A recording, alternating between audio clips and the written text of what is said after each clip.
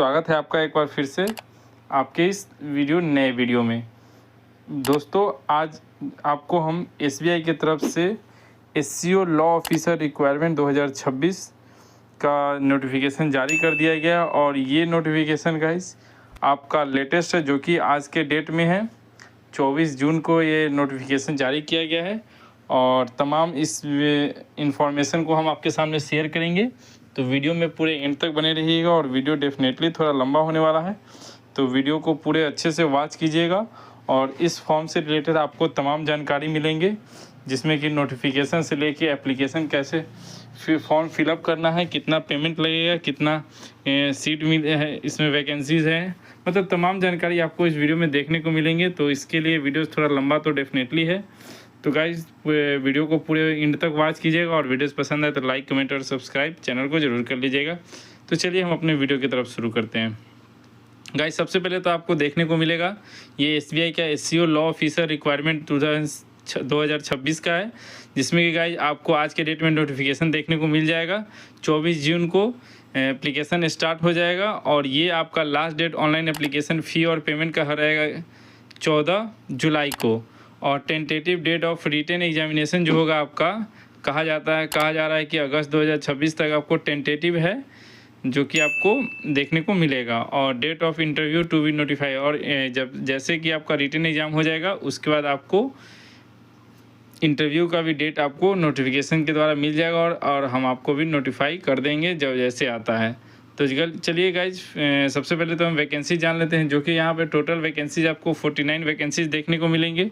और इसमें guys category wise हम आपको बता देते हैं। तो इसमें दो कैटेगरी नंबर ऑफ पोस्ट जो है 2 पोस्ट पे निकाला गया है, जिसमें कि पहला है असिस्टेंट मैनेजर और दूसरा है डिप्टी मैनेजर। जिसमें कि रेगुलर जो है उसमें जो ग्रेड है JSM GC, जिसमें टोटल वैकेंसी 20 देखने को मिलेगा। और डिप्टी मैनेजर में रेगुलर और बैकलॉग, इसमें 2 कैटेगरीज में है, जिसमें कि आपको MMGS सेकेंड, जिसमें टोटल आपको 27 आपको टोटल सीट देखने को मिलेंगे रेगुलर में, और बैकलॉग में आपको 2, जो कि टोटल देखने को आपको मिल जाएगा 49 वैकेंसीज अभी है। तो चलिए हम नेक्स्ट जानकारी जान लेते हैं कि एजुकेशन क्वालिफिकेशन क्या चाहिए। तो आप जिस भी पोस्ट के लिए आप एलिजिबल हैं, आप उस पोस्ट के अकॉर्डिंग आप देख सकते हैं। जैसे कि अगर आप असिस्टेंट मैनेजर का फॉर्म फिलअप करना चाहते हैं तो आपको ग्रेजुएशन विथ डिग्री इन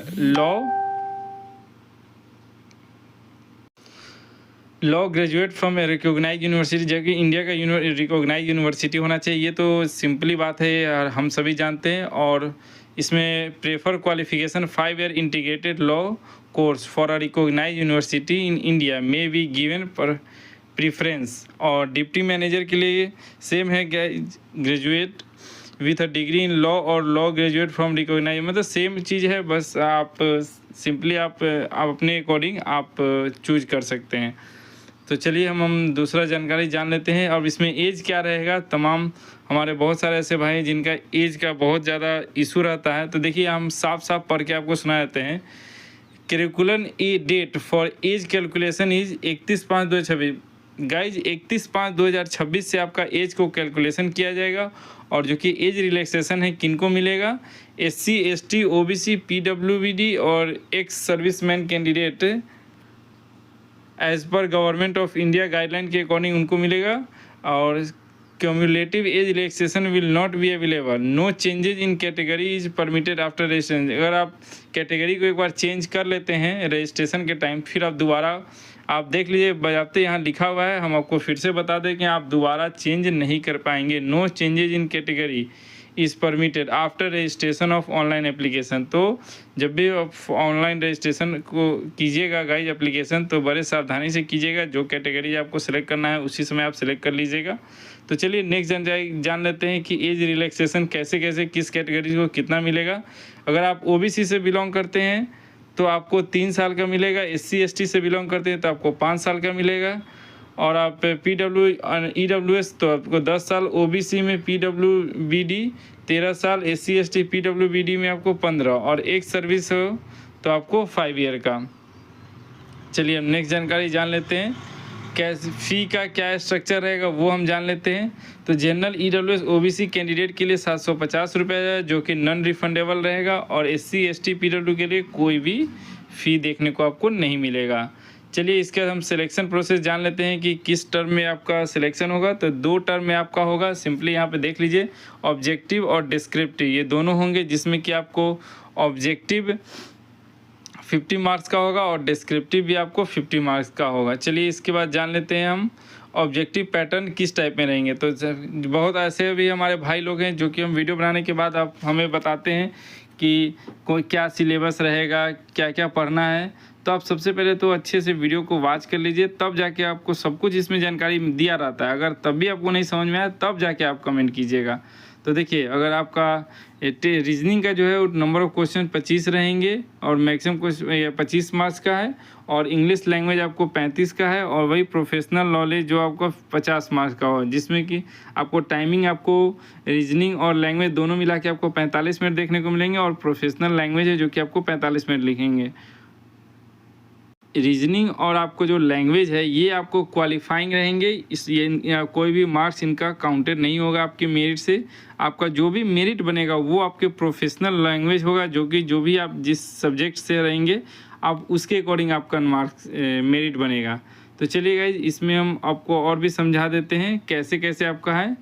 जैसे कि मान लीजिए कि आपका डिस्क्रिप्टिव टेस्ट होगा, जो आपका नंबर ऑफ क्वेश्चन ऑब्जेक्टिव के बाद आपका डिस्क्रिप्टिव में क्या होगा, आपको 8 क्वेश्चन मिलेंगे, जिसमें कि आपको 5 क्वेश्चन तो आपको अटैम्प्ट करने ही करने हैं, और मैक्सिमम मार्क्स इसका आपका 50 होगा, जो कि आपको पर क्वेश्चन के लिए आपको 10 मार्क्स मिलेंगे, तो टोटल 50 हो जाता है। और इसके लिए भी आपको टाइमिंग 45 मिनट का देखने को मिलेगा।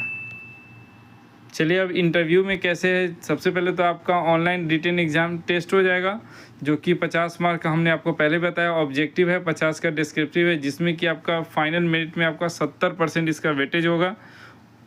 वही अगर आप इंटरव्यू की बात करते हैं तो गाइस 100 में आपका 30% आपका वेटेज मार्क रहेगा।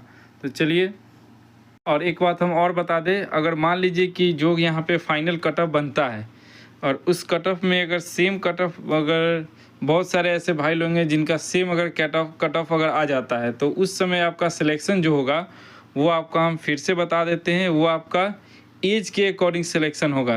एज के कहने का मतलब है कि जिनका एज मिनिमम बचा हुआ रहेगा, मतलब फॉर्म के अकॉर्डिंग रहेगा, जो डिसेंडिंग ऑर्डर में होगा, मतलब जिनका एज सबसे ज़्यादा होगा उनका मेरिट पहले बनेगा। मान लीजिए कि अगर आपका 35 एज है और किन्हीं का 45-40 एज है, तो बस सीधे बता देते हैं आपको 40 वाले का मेरिट बनेगा। अगर आपका दोनों का कट ऑफ सेम है तो 35 वाले का नहीं बनेगा। तो इस बात का ध्यान रखिएगा। तो आई होप आपको वीडियोस पसंद आया हो, तो वीडियोस को लाइक, कमेंट, और जितने भी सारे आपको डाउट्स होंगे आप कमेंट ज़रूर कीजिएगा। तो चलिए फिर मिलते हैं नेक्स्ट वीडियो में, तब तक के लिए बाय बाय।